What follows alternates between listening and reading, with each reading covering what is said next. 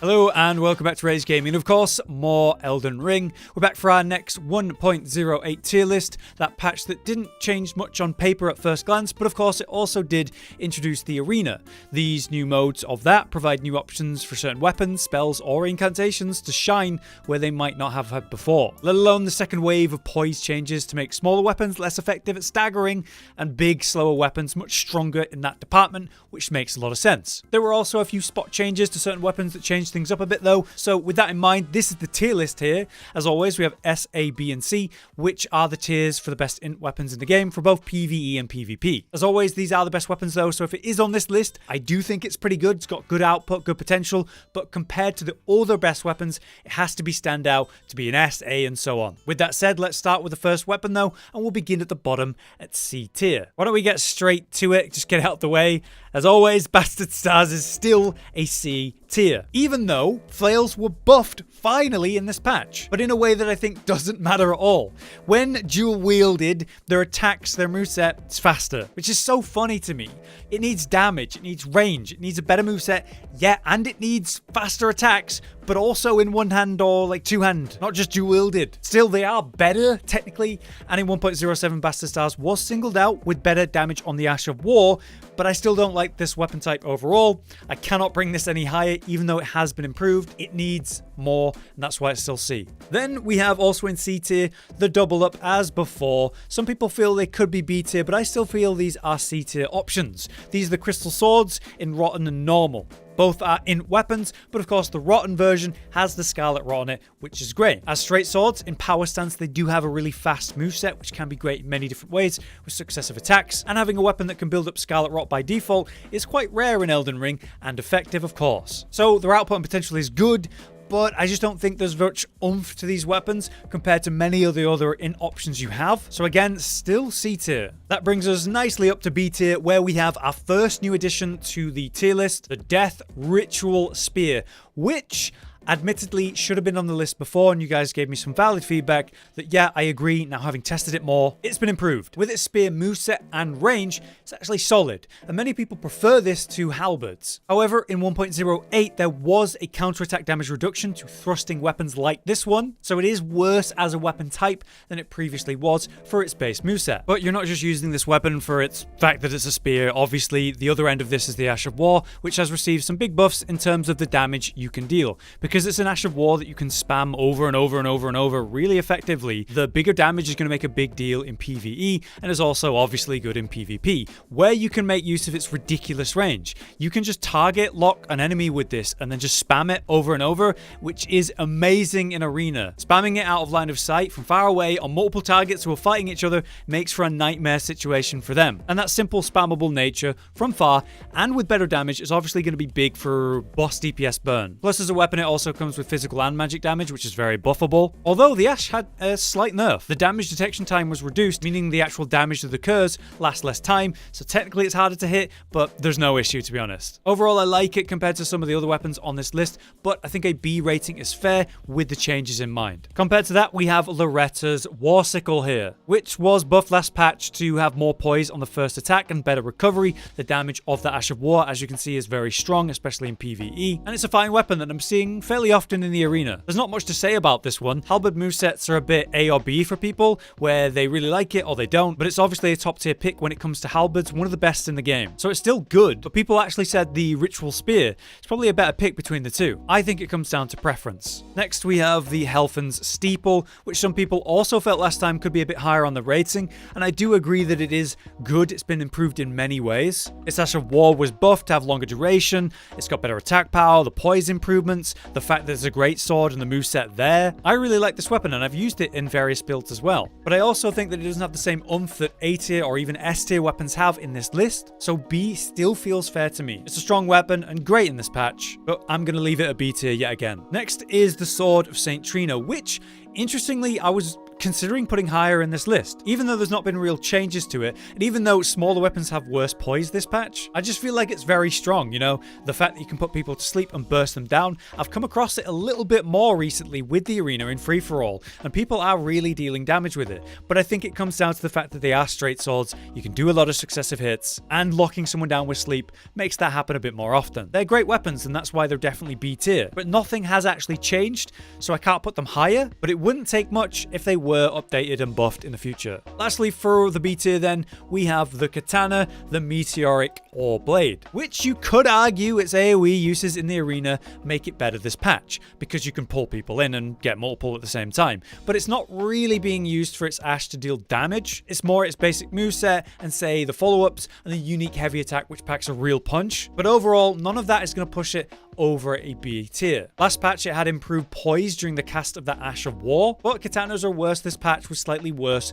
poise damage on their base hits. So with some up and down, I think B tier is where it remains. Next up then we have the A tier, which is very interesting this patch for me. First up we have the Death's Poker, which was A tier last time, but I thought it would actually be noticeably better this patch, because in the arena, in a free-for-all or teamfight situation, this Ash of War sounds great on paper. You've got an explosion, you've got ice fire that you can spread around the area, and a massive explosion if you do the heavy attack, which is good for burst. I thought that would deal a lot more, but as it turns out, in play and practice, it's just not as effective due to the slow nature of the Ash of War. When you're sneaking up on a group or whatever it is, it takes so long to do the full animation that they're seeing it coming or hearing it coming and get out of the way. That doesn't mean it doesn't work. It's A tier for a reason. In duels, it's still very strong. In PvE against bosses, it's still very strong. I just thought it would be noticeably better because of the free-for-all or multi-target situations, and I just found it lackluster. Still, it's one of my favorite intelligence weapons in the game, and it's very effective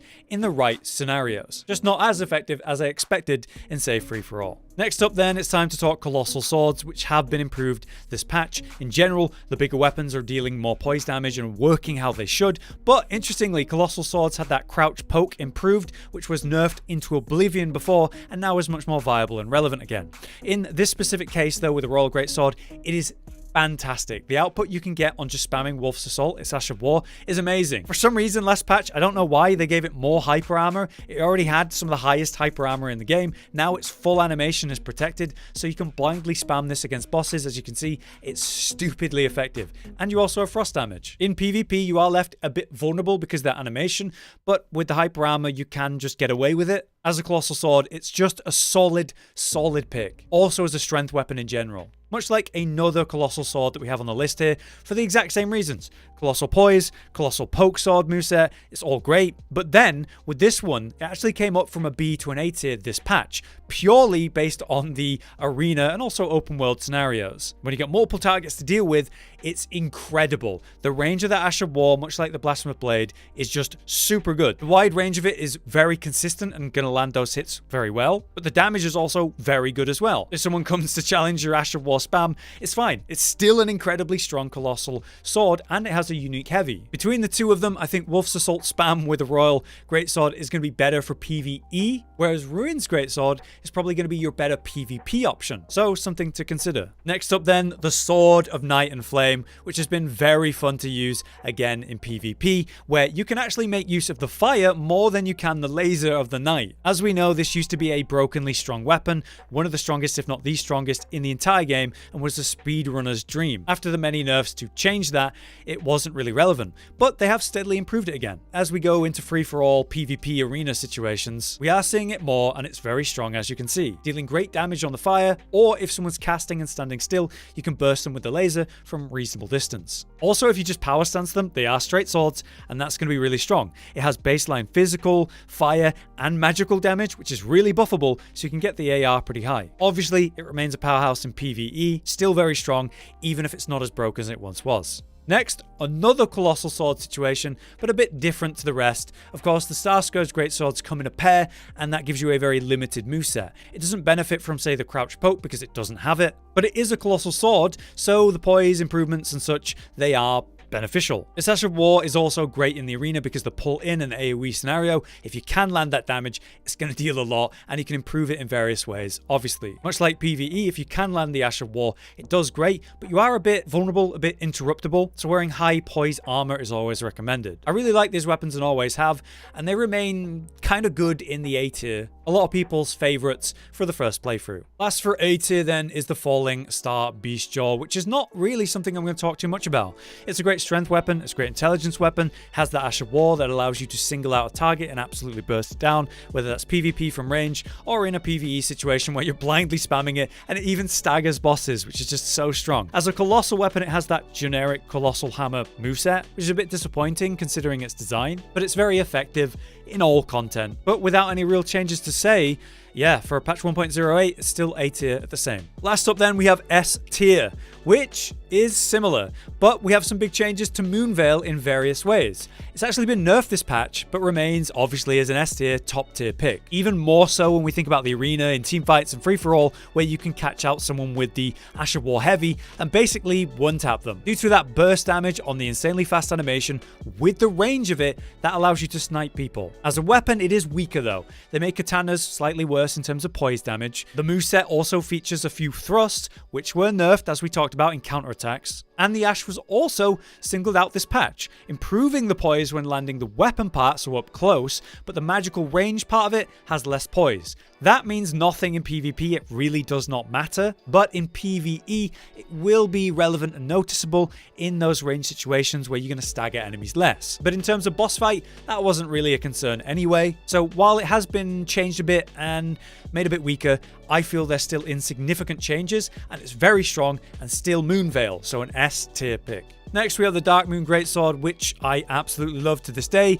It was buffed in the last patch somehow to reduce the stamina consumption on those strong and charged attacks. And also it got damage detection, so when used at melee range, it'll actually burst even harder. When we're talking about one of the hardest hitting magical weapons in the game, one of the hardest hitting range options you have, and it doesn't even cost you anything but stamina. It should really cost FP to use those range attacks. And remains, as it should, as it goes through the series of these games, an incredible pick, even gaining that frost damage in Elden Ring. Lastly, again, there's not much to say, Wing of Astel is another top tier intelligence melee weapon pick. As a curved sword, you can power stance these together and just run people down with that running attack as always, and you can entirely rely on the base moveset. It has that unique heavy which allows you to do the ranged attacks, a 2-hit combo for no cost at all, a sort of shotgun blast of magic, or you can charge it and deal 4 swings and 4 ranged attacks all at once. This can allow for some great mind games in PvP and is fantastic to use for that reason. Its Ash of War is an incredible burst option, leading to great DPS in a PvE scenario where you can get the Ash off many times in a row, or its multi-pop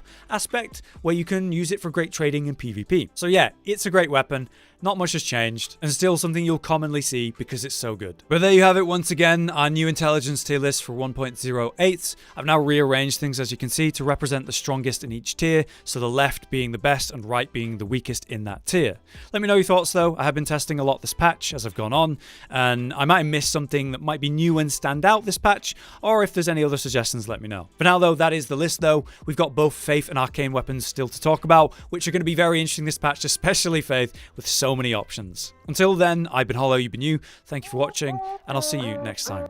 Josh, Cotton, and Hollow with the videos, dropping the humor like a hammer on your tippy toes, bringing entertainment on a daily arrangement to take our insanity and turn it into entertainment. Yes, I said entertainment twice, to reiterate that it is nice to look into your faces on a mostly daily basis when you let us in your homes to make the whole world a stage.